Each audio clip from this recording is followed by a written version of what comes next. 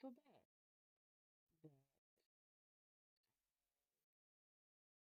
that took this unrequested time off, but I needed to get my mental together and I needed to get my personal life together. It has been a very long few months,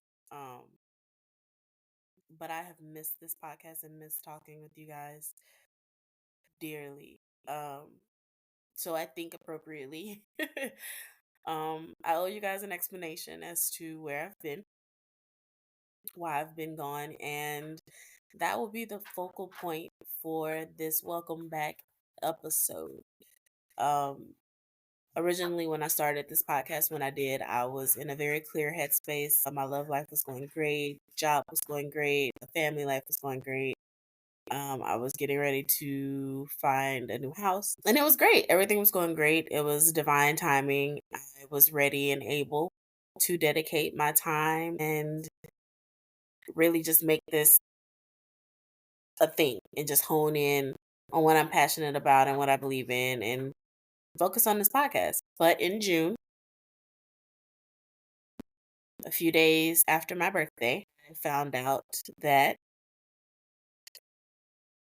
my partner of 9 years, whom I love dearly, was cheating on me. And let me circle back to this with the, I guess, insertion of I cheated first.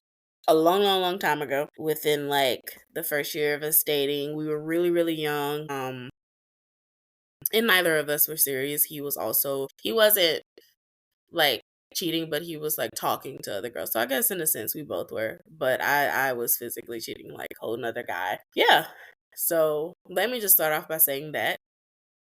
Then we had our daughter and he proposed. And we decided that we would move forward, work on whatever we needed to, and push through it because we realized that we wanted each other and we wanted our family and we wanted to really give us a real shot. Cut out the games, cut out the immaturity, like, take some accountability.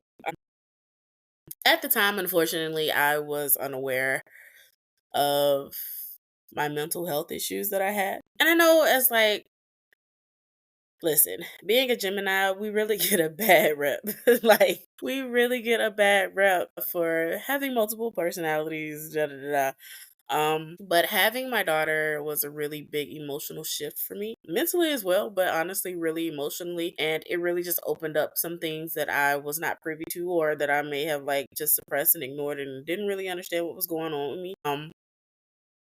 And giving birth and having her and going through PPA and PPD and having all of these issues after giving birth and having a daughter, it was a lot, but it definitely had me realize some things about myself. So during like the first 2 years, it was really rough. It was really rough because I was in denial about the PPA and the depression and the just my postpartum period. And I really didn't have the care I deserved, right? Postnatal care I deserved. And it was really difficult. But I thank God for my village every day. It really does take a village. And I used to think that saying was in reference to the child, but it's about the parents. It's about the parents because I leaned on my friends and my family so much. And I'm just thankful that I had that village to lean on and really reach out to and support me. But that first 2 years was rough as a new mom, as a partner, and I made grave mistakes. I made big ass mistakes, said things that you cannot take back. Said things that I now regret. Lashed out physically, verbally, emotionally, and it wasn't okay. As a mom and as a partner and as just me, just in general, with a lot of I self-sabotaged a lot of relationships unintentionally that first 2 years. But I realized I needed help. Once you haven't combed your hair in 7 months and it starts matting, you haven't bathed in 2 weeks, haven't brushed your teeth in a month. Like it got really deep and dark and heavy. for me during those first 2 years of her life. But within like a year and a couple of months, I lost my grandmother, I had lost my aunt. It was a lot going on. I went and I sought help. I started therapy. I got on medication for a little bit. So it just kind of balanced me out, reset. So thankful. Best decision I've ever made. Best decision. Some things are out of the capability of your friends and just talking to your family members. And even if you don't have a safe place, therapy could be your safe place. You know, granted, a motherfucker might get sent on a grippy sock vacation. But I mean, it's neither here nor there. But needless to say, I got help. And by year 3, everything was looking great. Everything was looking great. And things started to look up for my relationship, my finances, just me parenting. Then fast forward to now. Everything was great. I thought we were happy, but apparently he was not. And within these last 4 years, I have been the most open, most vulnerable, most feminine version of myself. And I like that version of me. Needless to say, I found out, and it hit hard. It hit me hard, and I immediately shut down. I went back to a dark place that I never thought I would be in again. But then, on top of all of that, life starts lifing, right? In June, I found it out. I found out that he cheated,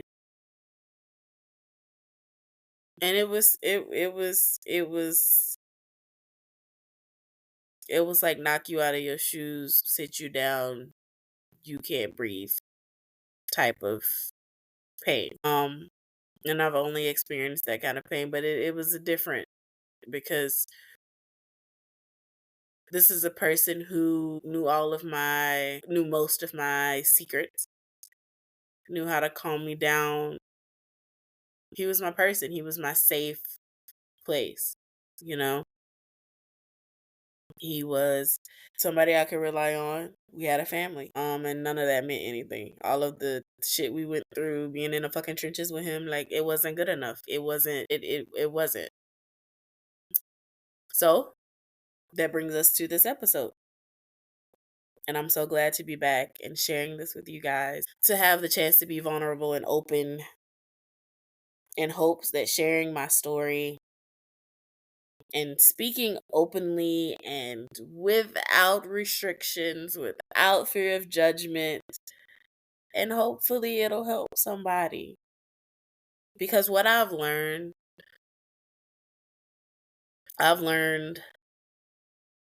through this since June, in these last few months, I've learned a lot about myself, how strong I am. I've learned about the sacrifices that the women in my life, i.e., my mother, my stepmother, my aunts, my grandmother, like, when you aren't aware, or the 3% of women who are lucky to have a faithful man and a great marriage or relationship, when you aren't exposed to this bullshit, you tend to judge. I'm guilty of that shit. I tend to judge, why the fuck won't she leave? I don't understand why my mama did this shit. I don't understand why my stepmom, like, you tend to judge. But I will say, you do not know. This, as cliche as this shit is, and I used to hate this fucking phrase. I really did. But as cliche as this shit is, you will never know what the fuck you're gonna do about something until you in it. Cause I was that motherfucker that was like, oh, a nigga cheating on me? A motherfucker cheating on me? Ain't no way, Slim. Like, what you mean? You about to run me my fade, and I'm gonna fuck your brother, and I'm gonna do some slimy shit, and I'm gonna fuck your mom up. Like, I don't understand. And then you might be in the ditch somewhere. Like, it's just, you never know until you in it. And that's what happened to me. So our topic for this episode is knowing when to walk away. Knowing when to walk away. And I mean sexually. This is going to be a bit therapeutic for me because I think for a while I needed to know, I needed to hear because I believe, and to each his own, I believe in soul ties. I believe those are real. I believe you can internally, spiritually bond with someone and really lock in and hone in on this motherfucker. Like, that's your motherfucking person. Soul ties are real, and you have to be careful, especially now more than ever, with who you give yourself to. I was cheated on, and I immediately kicked him out. After about a week and a half, probably a little over, maybe like a week and like 5 days, or maybe not even, yeah, like a weekish or so, like a week. It was like a week and like 2 days. My daughter's birthday party was here.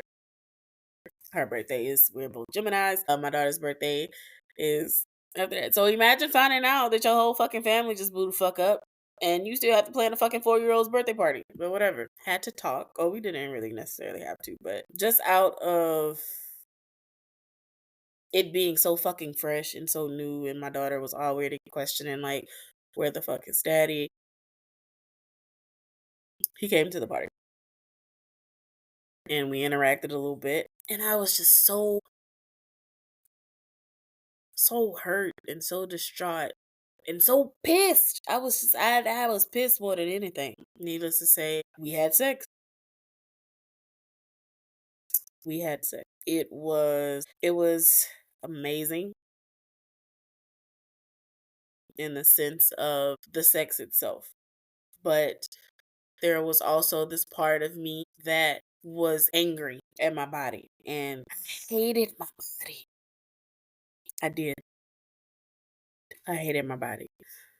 Because, for one thing, the bitches that he cheated on me with look nothing like me. Look nothing like me. They look the complete. These bitches were the bitches that when a man goes, she's so attractive. I don't know what everybody sees here. I don't know why this. He really liked them bitches. He loved them bitches. Them the bitches he really want. Them the bitches he really want to wife up. Them the bitches. Them the bitches. Listen to that motherfucker, okay? I'm telling you now. Them the bitches. Don't listen to no man when he be like, oh, they so unattractive. They so this, they so that. Them the bitches they want. Okay? So on top of hating my body for that, I also hated it because of the way it was reacting to him. Right? Keep in mind, this is a 9-year relationship. This has been the only man that I have been with for the past 6 years. Right? I got wet. Like, I got the butterflies. Like, my body wanted him. Like, it wanted him. I was mad that my body was reacting and was welcoming of this motherfucker. I was embarrassed, but most importantly, I was so disgusted with myself.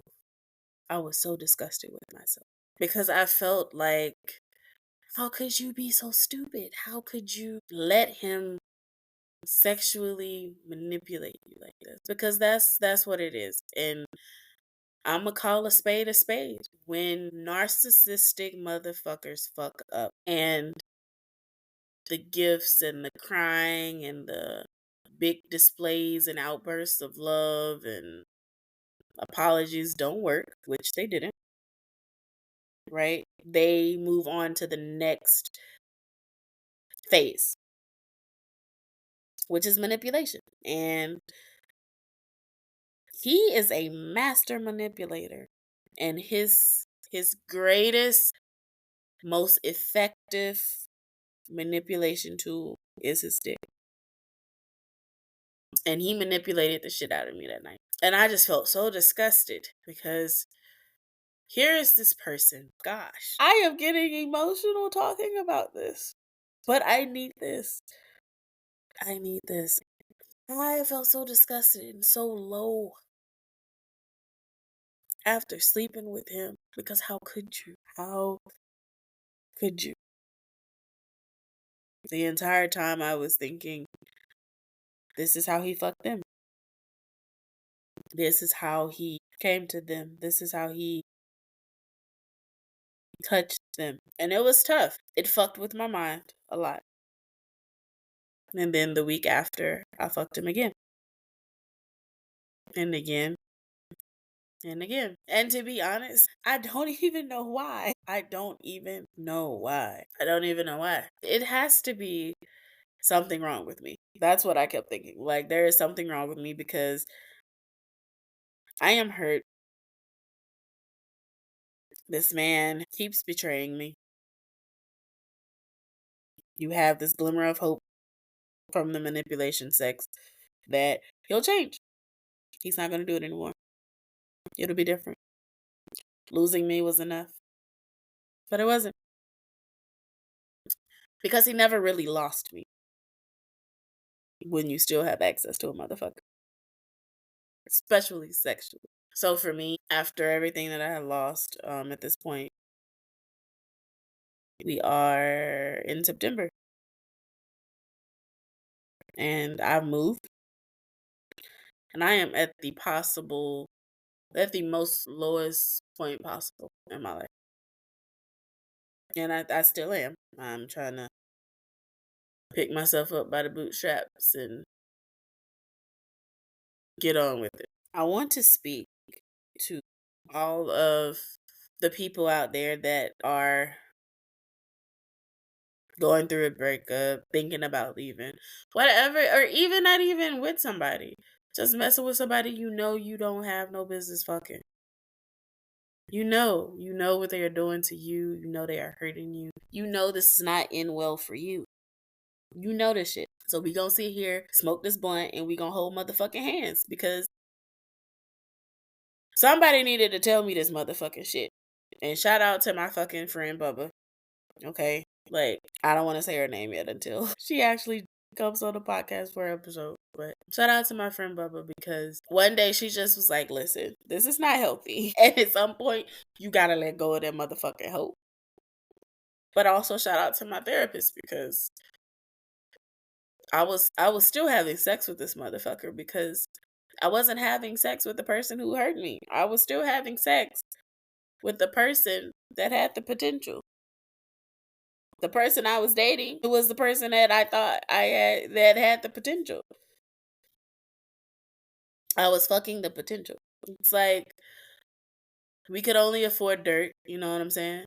And even with the fucking dirt, you were still giving it to other people. Like, that's crazy.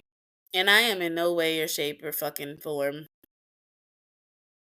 trying to highlight, you know what I'm saying, and put the spotlight on him and his wrongdoing because I fucked up. I swung the bat first, but that was years ago. Prior, might I add, we went to premarital counseling, couples counseling. I did the work. I put out all the stops, spent all the fucking pennies, all the quarters, all the dollars to try to make this shit work. And I believed every lie. He gaslit me. And I just think my mind, like, it's something that changes you when a person that you love on that kind of fucking level does some fuck shit. It changes you. Something dramatically changes and you are fucking broken. You don't think logically. You lead with your first fucking stupid thought. And that's what you choose. That's what you pick at every day. You go in the closet. You grab the stupidest thought in the fucking rack. You put it on, you walk out the door. That's what you do. And that's what I did. But also, I still loved him because this is a 9-year relationship we talking about. You know what I'm saying? And we also have a family together. We've been through life together. This was the man I thought I was going to marry. Spend the rest of my fucking life with. Unfortunately, that's not how that shit works. But the reason, and I think when it comes to sex, at least for me, I know, hence why this podcast was even fucking born. I am such an emotionally sexual person. I fuck with intent. I fuck with purpose. Because 10 times out of 10, If I've let you close enough to fuck me, it's probably for a reason. You know, I had to sit and think like, okay, either there's something seriously wrong with me, or I just really don't have good self esteem. And I didn't. I don't. I don't. And that's a hard fucking pill to swallow. But at some point, you have to sit and question, why am I fucking this person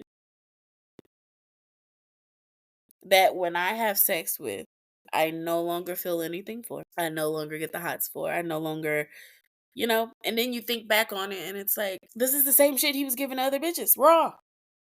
Unprotected. We listen and we don't judge. Say it again for me. We listen and we don't judge. But think my love and just my pain, and I just think I was in this gray space. I was in this gray space of, I can't believe this shit is happening. I was in denial. I was also angry. But then, you know, at the times where I would break no contact, I would regret it. And unfortunately, we have a child together. So as much as I'd love to really pull a fucking Gemini move and just cut the fuck off and really like, cause that was my first fucking move. You know what I'm saying? But then we had this motherfucking party. But if we didn't have this motherfucking child, that would have been a wrap. And I think for both of us, like it meant so much more because I could never connect with him on an intimate level. We weren't intimate. We were never intimate. We were never intimate. And it was because of him. He was holding back. Lying like he couldn't. But then the moment he gets caught and he's using his dick as a manipulation tool, all of a sudden he's eating pussy and he's being very intimate and he wants to cuddle and there's no more high fiving and no more good job. What the fuck? Like, who is this nigga? Like, were you being intimate with these hoes? Like, what the fuck? Like, it was crazy. And it fucked with my head because it was a lot going on, because on top of the manipulation, you have to deal with this version of this person that you haven't seen in X amount of years. You know what I'm saying? This is also the shit you've been begging and asking for. And on a fucking side note, I just want to insert, don't ever beg a motherfucker to do shit. Once you had to repeat yourself twice, why the fuck you giving a motherfucker instructions in a play-by-play fucking book on how to treat and talk to you over and over? Say that shit one fucking time. And the fact that you even have, and I'm just not realizing this shit, I give great advice, but I don't fucking take my own shit, right? If you got to say that shit, that ain't the motherfucker for you. Put whatever the fuck you need to put in your motherfucking bag that you came in there to shop with this motherfucker and move on. Okay? That's how I feel. Easier said than done. Never know what the fuck you gonna do until you in that shit yourself. It's been a hard ass 7 months of my fucking life, man. Or 6 months. And it's just been unbelievable. And at the lowest point of my fucking life, I am still fucking this bum, right? And it sucks ass. It sucks ass. Because I don't even think I could fuck another person. And it's crazy because at once upon a time, I used to be a savage ass bitch, all right? Like, I used to have a motherfucking roster, bitch. Like, don't play with me. I had a nigga on speed dial just to eat the pussy whenever I said it. Like, you think you doing something fucking these bitches that post their pussy on the internet and sell it to you for $2, and then you think you doing something because you fucking a OnlyFans bitch? You fucking a bitch from the sticks that's on OnlyFans trying to feed her fucking child fucking oodles and noodles? Nigga, you think you doing something? Nigga, I had a whole fucking flight attendant for FedEx with a Challenger in his own motherfucking house. And ain't have to give her 1 centimeter of gushy pussy. Okay? At all. At all. But you know what? Like, I I needed this to happen because life has humbled me. Life has humbled my black ass, all right? And it has grown my relationship with God even closer. And it has helped strengthen my relationship with myself, most importantly. And I think that's how I was able to keep having sex with this person that I know I wasn't supposed to be having sex with for as long as I did after finding out that he was cheating. And then him fucking up along the way since June. Because it's clear it's not the love because I don't even feel that shit no more. I don't feel nothing. I look at him and it's pure disgust and hate, and honestly I want to kill this nigga. But I can't. And it's difficult to have a conversation with yourself. And that's okay. So you can sit here and listen to me have it with mine. So, judge me, okay? That's fine. But when it comes to these motherfucking men and these women, all right, because women are the same. We gonna hug, we gonna light that candle to the pussy too, okay? Because some of these bitches ain't no good either. It's challenging. It's very, very painful. And then you come to the fucking epiphany, not even epiphany, just you stop sugarcoating and lying to your motherfucking self. Once you remove the love and the feelings and it is really just replaced with the hurt and shit, you realize the dick wasn't that good. Like, how you go and cheat on me with the dick that I pumped up and leveled up and taught you shit and you take it to another bitch. Men don't deserve shit. You know what I'm saying? I don't know. I think it takes a strong person to stop. But then it's like, how do you stop? How do you stop fucking somebody that you love on that level? How do you stop falling victim to the manipulation? Right? Outside of just no contact, right? When you don't have that fucking luxury, how do you even do that? How do you even do that? It's just crazy. It's just fucking crazy. It's just crazy.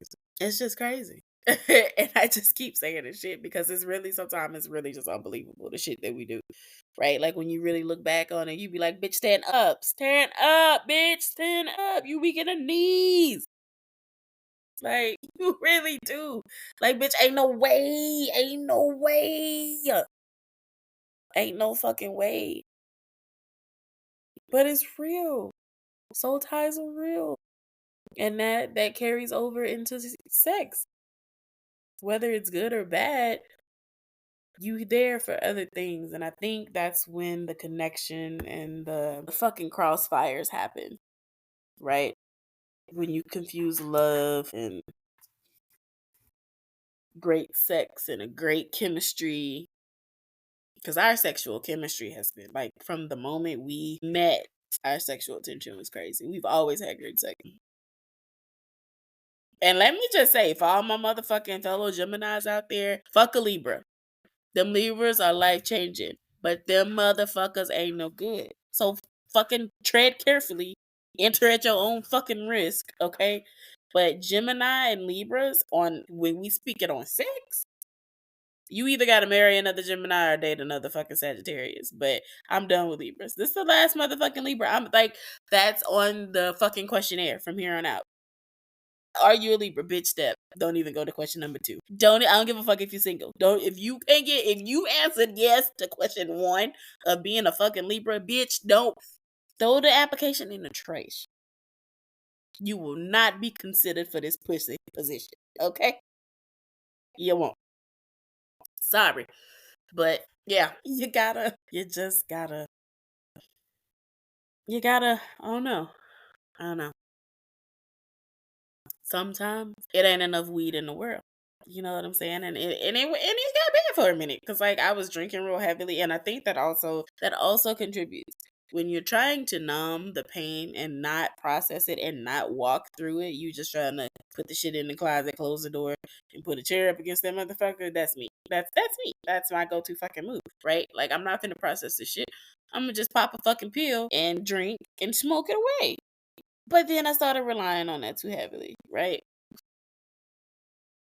That was a big part of why I was able to just fall so easily for the manipulation dick.